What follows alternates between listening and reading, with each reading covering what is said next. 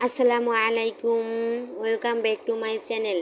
আমার চ্যানেলে সবাইকে স্বাগতম। জানি না এই নিউ ব্লগে কোনো কিছু ভুল আছে কি না, তবে অবশ্যই আপনারা যারা এই ভিডিওটা দেখছেন অবশ্যই কমেন্ট করে জানাবেন ভিডিওটা কেমন হয়েছে, কোথায় ভুল হয়েছে। আসলে এই প্রথম ফার্স্ট টাইম ভিডিও করতেছি, জানি না কেমন হবে, কার মনের মতো হবে, কার মনের মতো হবে না। অবশ্যই মিডিয়ার জগৎটা আসলে এরকম। আসলে আমি নিউ ভিডিওটা ছাড়লাম, অবশ্যই আপনারা কমেন্ট করে জানাবেন ভিডিওটা কেমন হয়েছে। তো আমি আজকে প্রথম ভিডিওতেই মাছ রান্না করব।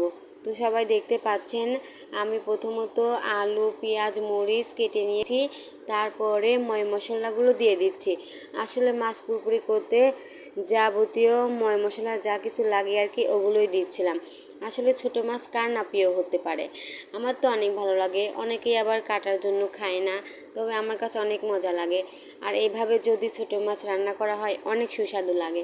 তো আমি কিন্তু পদ্মা নদী থেকে মাছ কিনে এনেছি, আর এই মাছটা কিন্তু মাখিয়ে রান্না করব। মাখিয়ে রান্না করলে অনেক সুস্বাদু হয়। আসলে বড়জনরা বলে যে যতক্ষণ পর্যন্ত এই ছোটো মাছের সবজিগুলো মাখানো হয় ততই নাকি সুস্বাদু হয়। তো আমিও কিন্তু এভাবেই মাখাচ্ছিলাম যতক্ষণ না পর্যন্ত এই সবজি থেকে একটা ঘ্রাণ বের হচ্ছিল।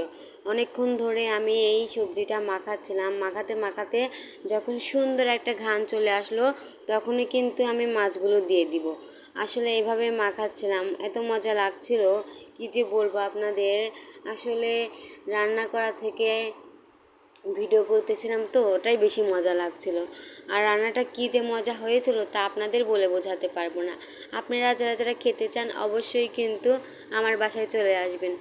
আর দেখতেই পাচ্ছেন আমি ভালোভাবে মাখিয়ে মাছটা দিয়ে দিয়েছি। এই মাছটা দিয়ে আমি কিছুক্ষণ মাখিয়ে তারপরে পরিমাণ মতো পানি দিয়ে দিব।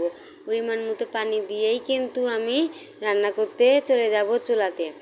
তো আপনারা আমার ভিডিওটি পুরোপুরি দেখবেন। আর আমি কিন্তু কথা বলতে বলতে দেখছেন চুলাতে চলে এসেছি। এখন কিন্তু আমার তরকারিটা জাল হচ্ছে, আর তরকারিটা জাল হতে হতে দেখছেন বলকও চলে আসছে। আসলে এই প্রথম কথা বলছি তো ভয়েছে, জানি না কেমন হয়েছে। তবে আমার কথায় যদি কোনো ভুল হয়ে থাকে অবশ্যই আমাকে ক্ষমা করে দিবেন। এই প্রথম ভিডিও তো, প্রথম ভয়েস দিচ্ছি, জানি না কার মনে কষ্ট লাগবে, কার খারাপ লাগবে। তো অবশ্যই আমাকে ক্ষমার দৃষ্টিতে দেখবেন। এই প্রথম ভিডিও তো কী যে বলবো, মানে যে কথাই খুঁজে পাচ্ছি না। আস্তে আস্তে আমার তরকারিটা কিন্তু হওয়ার দিকে চলে এসেছে। আসলে ছোটো মাছ তো ঝোল না রাখলেই ভালো হয়, এই জন্য আর কি ঝোলটা শুকাই ফেলবো।